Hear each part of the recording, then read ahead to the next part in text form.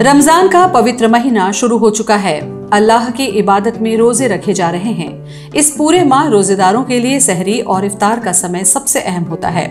आजकल जहां आधुनिक संसाधनों से सहरी और इफ्तारी की सूचना देने का चलन है, वहीं मध्य प्रदेश का रायसेन जिला ऐसा है जहां आज भी परंपरागत और अनूठे तरीके से सहरी और इफ्तारी की सूचना दी जाती है, जिसके तहत रायसेन के किले पर सहरी से पहले और शाम को इफ्तारी के वक्त तोप दागने की परंपरा है, जो आज से नहीं करीब 200 साल से चली आ रही है। इतना ही नहीं, यहाँ हिंदू परिवार के सदस्य भी ढोल पीट कर रोजेदारों को जगाते हैं।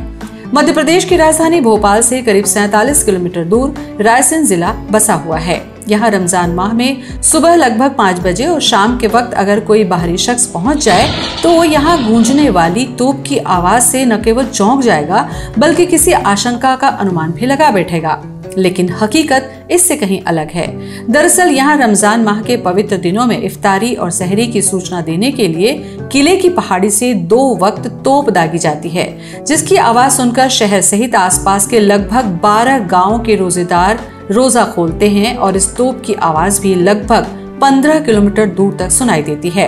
ये परंपरा नवाबी काल से चली आ रही है, जब सहरी और इफ्तारी की सूचना देने के लिए कोई साधन नहीं हुआ करते थे। करीब 200 साल पहले रायसेन किले पर राजा और नवाबों का शासन हुआ करता था। उन दिनों लोगों को सूचित करने के लिए तोप के गोले दागे जाते थे। इसके बाद 1936 में भोपाल के आखिरी नवाब हमीदुल्लाह ने बड़ी तोप की जगह एक छोटी तोप चलाने के लिए इजाजत दी। इसके पीछे वजह ये थी कि बड़ी तोप की गूंज से किले को नुकसान पहुंच रहा था। रायसेन के किले से इस तोप को चलाने की प्रक्रिया कम रोचक नहीं है। इसके लिए जिला प्रशासन बाकायदा 1 माह के लिए लाइसेंस जारी करता है।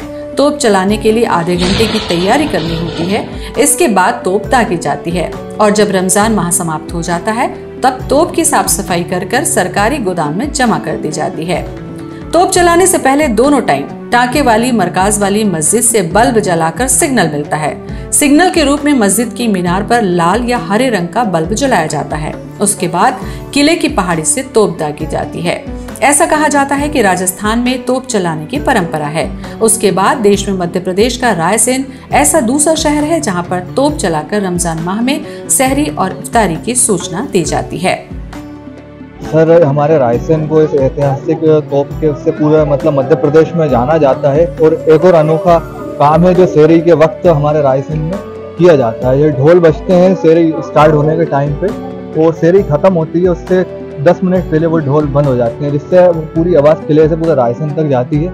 उससे लोग उठते हैं और लोग जाते हैं और तोप की आवाज़ से सहरी करना बंद करते हैं, और अफ्तार के वक्त तोप की आवाज़ से अफ्तार अपना रोज़ा खोलते हैं। कितने किलोमीटर दूर तक लगभग इसकी आवाज़ जाती है? समथिंग 15 से 20 किलोमीटर तक इसकी आवाज़ जाती है। हाँ जी, हम तो सब बचपन से इसी से रोज़ा अफ्तार करते हैं और सहरी इसी से ही करते हैं।